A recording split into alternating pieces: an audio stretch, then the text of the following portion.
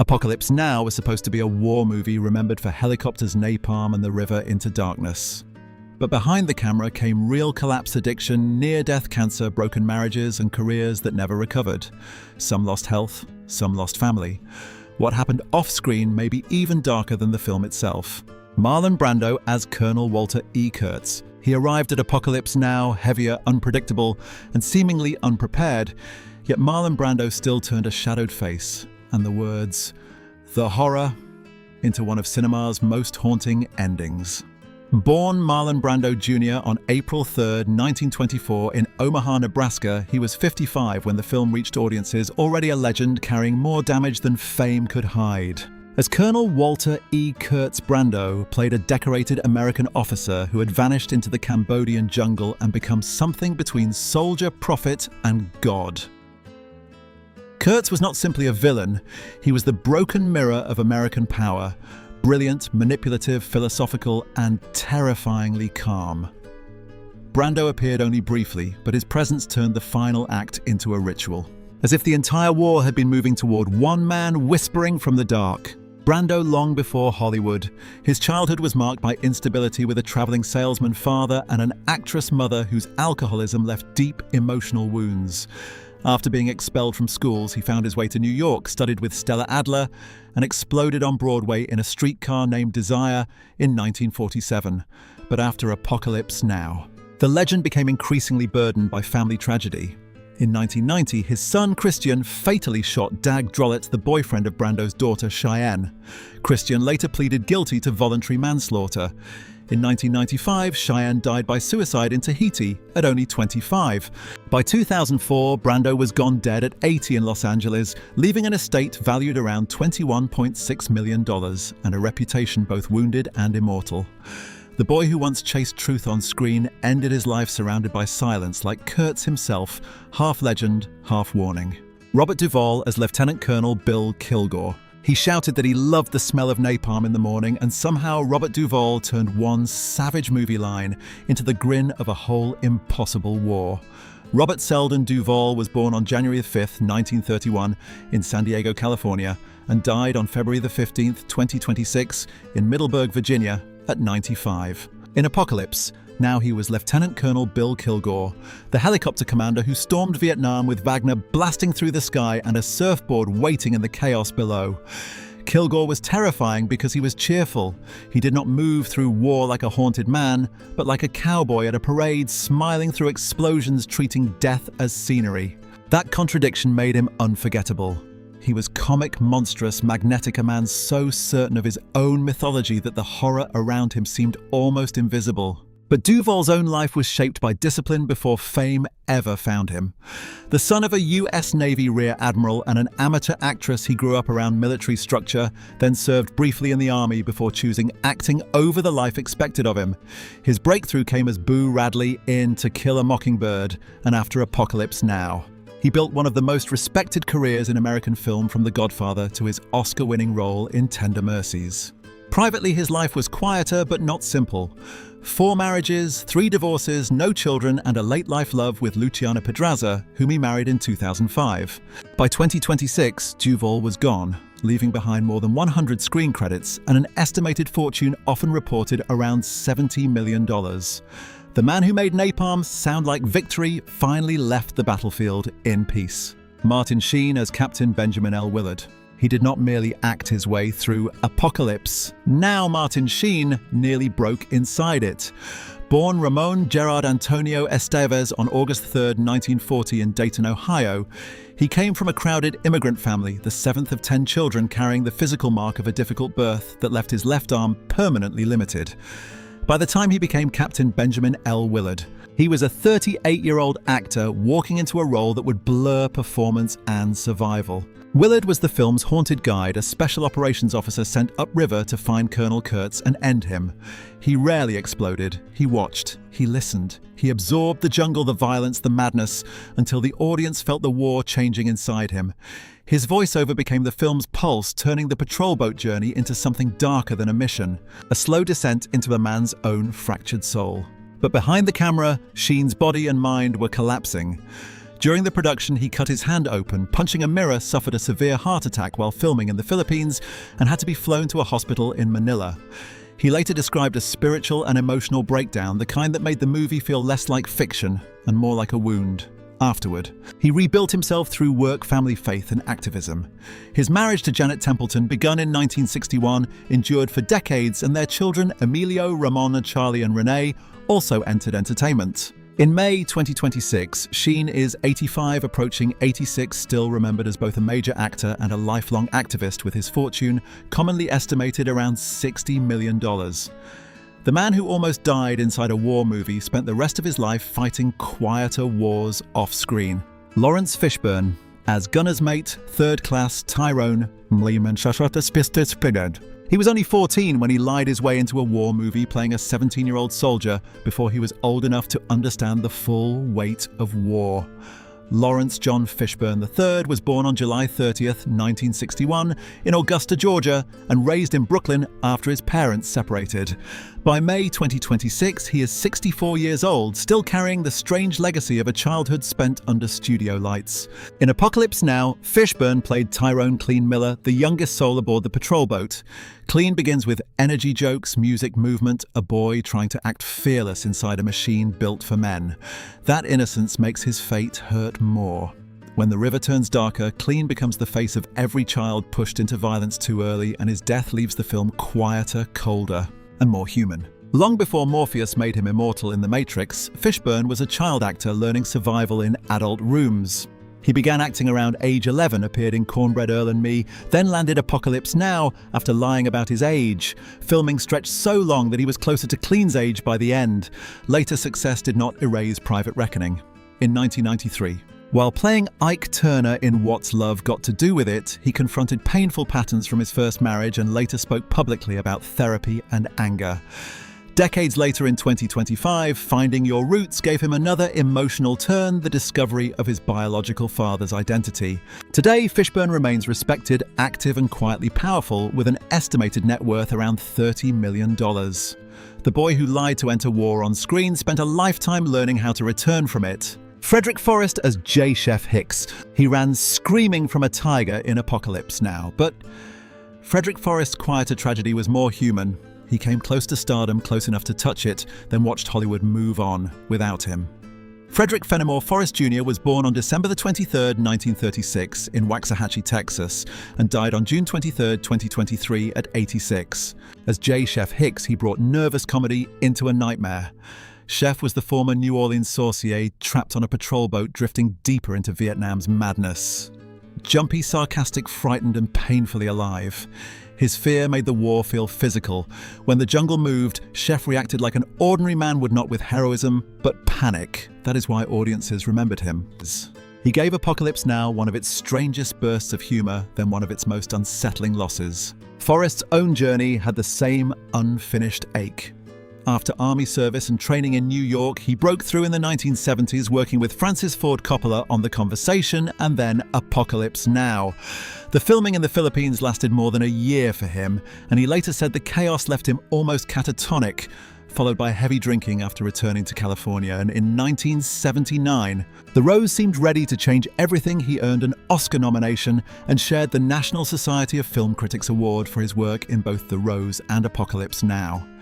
But the next big chance Coppola's won from the heart collapsed commercially, and Forrest became a respected character actor rather than the star many expected. By 2026, he had been gone 3 years. His 3 marriages ended in divorce, he had no children, and his estate was never widely publicized.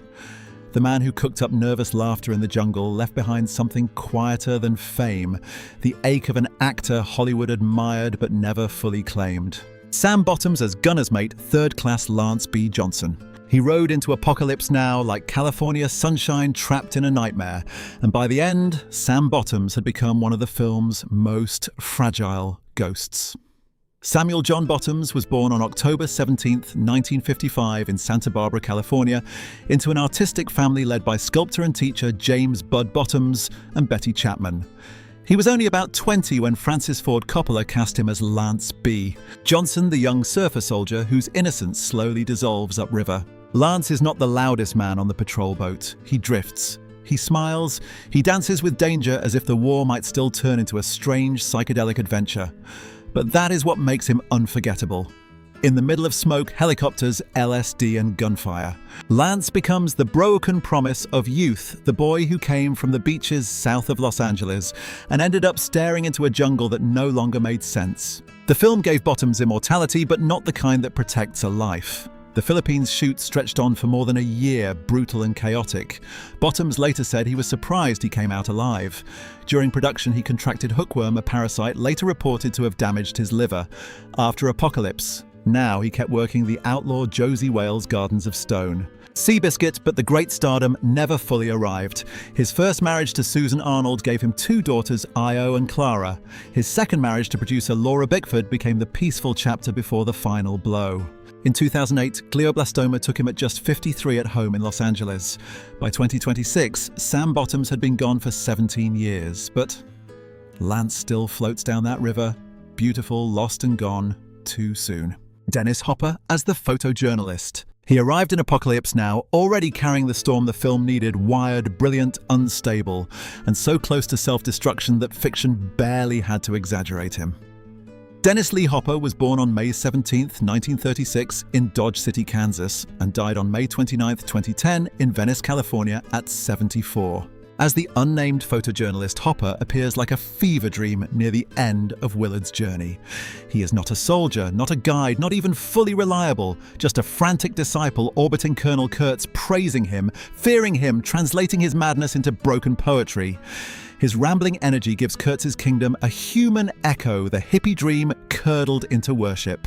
The observer swallowed by the thing he came to document. But Hopper's real life had already been a long battle with chaos. After Rebel Without a Cause and the counterculture explosion of Easy Rider, he became as famous for destruction as for art. He later admitted that during his darkest years he was drinking extreme amounts of rum and beer while using cocaine just to keep moving. The 1980s became his second life. Sobriety arrived, then Blue Velvet.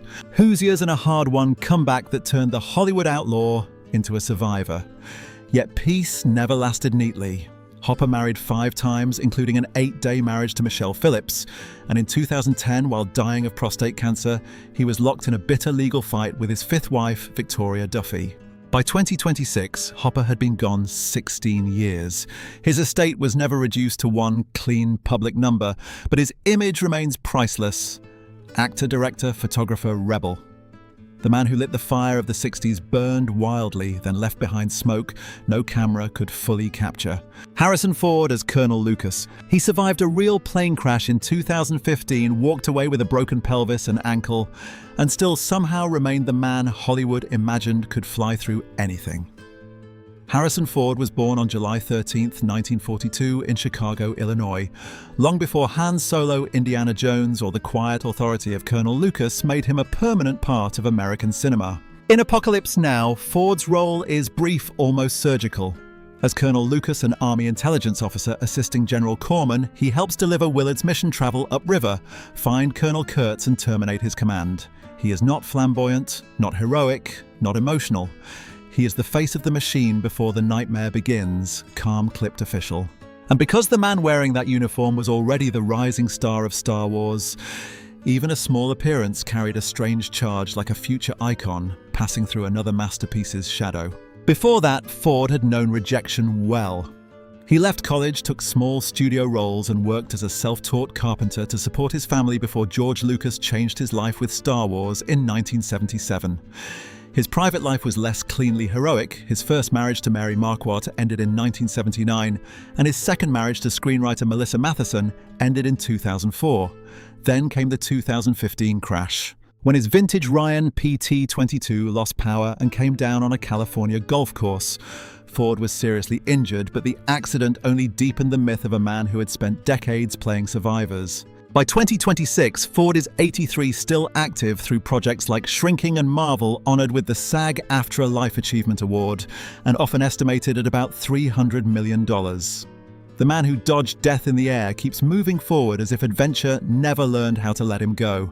Albert Hall as Chief Petty Officer George Phillips. He held the PBR crew together with iron discipline in the heart of darkness, then did something rarer than scandal in Hollywood. Albert Hall simply stepped away. Albert W. Hall was born on November 10, 1937 in Brighton, Alabama.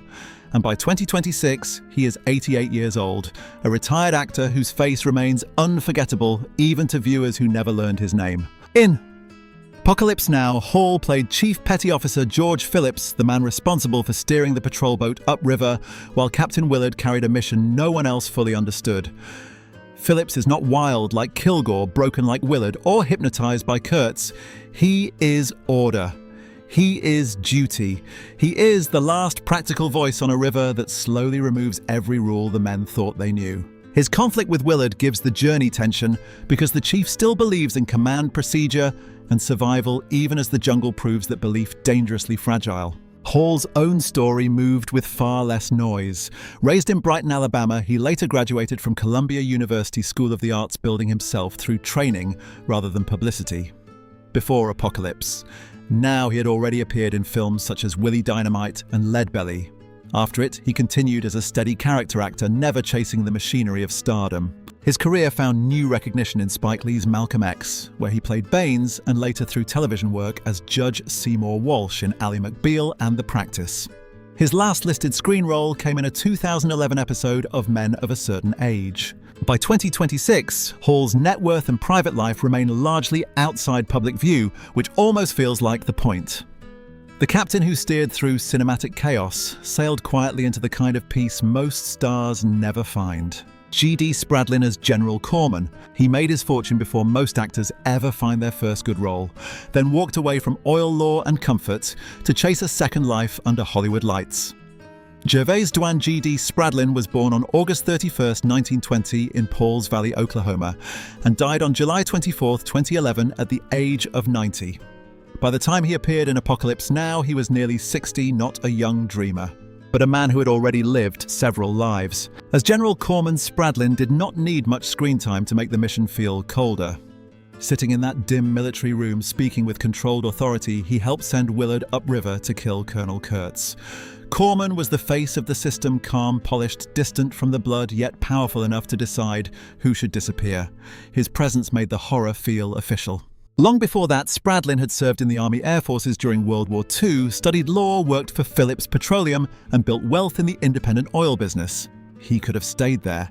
Instead, in his 40s, after discovering acting almost by accident, he moved toward a career most people would have considered too late to begin. But Hollywood found a use for his sharp eyes and commanding stillness. He became the kind of actor directors called when they needed a senator, a general, a president, or a man whose smile carried danger. After The Godfather Part 2 and Apocalypse, now he built a long career in character roles while keeping his private life remarkably quiet. His marriage to Nell Ethelyn Holsizer lasted more than 5 decades until her death in 2000. By 2026, Spradlin had been gone 15 years, his exact fortune never publicly fixed. The self-made millionaire who found fame late proved that some men do not chase the spotlight early, they arrive when they are ready. Scott Glenn as Captain Richard M. Colby. He nearly lost the ability to walk as a child, later survived Hollywood's long indifference, and still found his way into Apocalypse. Now, through a story that sounds almost invented, Scott Glenn reportedly helped save Francis Ford Coppola during production before appearing as the ghostly Captain Colby. Theodore Scott Glenn was born on January the 26th, 1939 in Pittsburgh, Pennsylvania, and by 2026, he is 87 years old. In the film, Captain Richard M. Colby is more warning than character. He is the officer sent before Willard, the man who reached Kurtz and never truly came back. His screen time is brief, but his presence changes the atmosphere. Colby shows the audience what the jungle can do to a disciplined soldier, strip away a loyalty, identity, even language, until all that remains is obedience to a darker god. Glenn's real life carried its own fierce discipline. As a child, scarlet fever and illness kept him bedridden for nearly a year, and he had to rebuild his body through boxing, wrestling, and martial arts. After college, he served in the Marine Corps Reserve, worked briefly as a reporter, then drifted into acting almost as a way to understand dialogue. The 1970s in Los Angeles brought frustration, not glory. In 1978, he left with his family for Ketchum, Idaho, working as a bartender hunter and mountain ranger before his career finally opened into urban cowboy The Right Stuff, The Hunt for Red October, and The Silence of the Lambs. By 2026, Glenn remains a respected character actor, recently seen in The White Lotus and honored with a career tribute as Eugene the Marine, premiered at Oldenburg. His publicly estimated fortune is around $4 million. The boy doctors thought might limp forever kept walking off and away from fame and toward the mountains. Jerry Ziesmer as civilian. He delivered one of the coldest commands in Apocalypse. Now terminate with extreme prejudice while standing in the shadows, exactly where Jerry Ziesmer spent most of his career. Born on May 31st, 1939 in Milwaukee, Wisconsin, he was not a movie star chasing the camera, but an assistant director and production manager whose life was built behind it. He died on August 1st, 2021 at 82. In the film, Ziesmer appears briefly as the civilian intelligence figure inside the briefing room, the man who helps define Willard's mission against Colonel Kurtz. His face is calm, his tone almost bureaucratic, and that is what makes the line so chilling. He does not sound angry, he sounds procedural in a film about madness. He represents the quieter horror of official language violence turned into paperwork. Ziesmer's real story was not scandal collapse or celebrity excess, it was labor. After Northwestern and UCLA, he entered the Directors Guild's Assistant Directors Training Program, joined the Guild in 1969, and built a career across major films including The Way We Were, Close Encounters of the Third Kind, Scarface, Jerry Maguire, and Almost Famous. Coppola had reportedly searched for the right actor for the briefing scene before giving the role to the man already working on the film. One small appearance became the line audiences never forgot. By 2026, Ziesmer had been gone nearly 5 years. His fortune was never publicly defined, but his professional legacy was clear in 2006. The Directors Guild honored him with the Frank Capra Achievement Award. The man who whispered, "Terminate from the shadows left behind," proof that Hollywood history is not only made by faces on posters, but by the hands that keep the machine alive. In the end, Apocalypse Now was not only a film about war, it was a mirror held up to fame, fear, ambition, and survival. Behind every unforgettable face was a private battle, Brando's loneliness, Sheen's near-death collapse, Hopper's chaos, Bottom's early loss, and the quiet endurance of actors who never became household names. Their stories remind us that legends are not made from perfection, but from scars that refuse to disappear. Which cast member's real-life story shocked you the most, and which Hollywood tragedy should Legends of Classic uncover? Next, share your thoughts below, challenge the story, and keep watching.